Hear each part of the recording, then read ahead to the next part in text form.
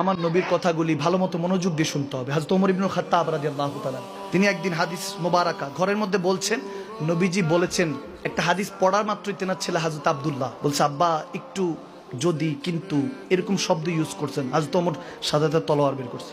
আমার নবীর কথা হচ্ছে আবার যদি, কিন্তু, কেন, কি? সুবহানাল্লাহ পড়বেন না? তলোয়ার বের করেছেন। আমার নবীর কথা হচ্ছে আবার কেন, কিন্তু, এসব কিসের প্রশ্ন? নবী বলেছেন ঈমান হলো নবী যা বলেছেন তাই মানতে হবে। আমি ওমরের ছাদের নিচে তুমি কি বারো ঘরের থেকে বের করে দিয়েছে।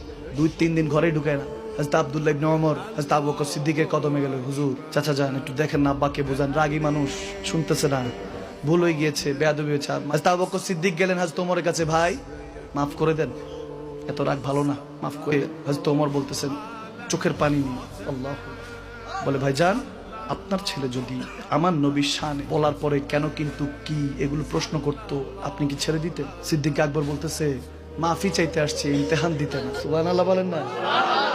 ইয়ারো কা দোস্তি দেখিয়ে, বন্ধুত্ব দেখেন, প্রেমটা দেখেন, এগুলো বোঝার চেষ্টা করেন। কি বুঝেন? কিছুই বুঝেন না। প্রেমটা অন্য বিষয়। সিদ্দিক আকবর যখন এটা বলতেছে, বলে আপনি তো তলোয়ার বের করেছেন, আমি তো গর্দান উড়াই দিতাম।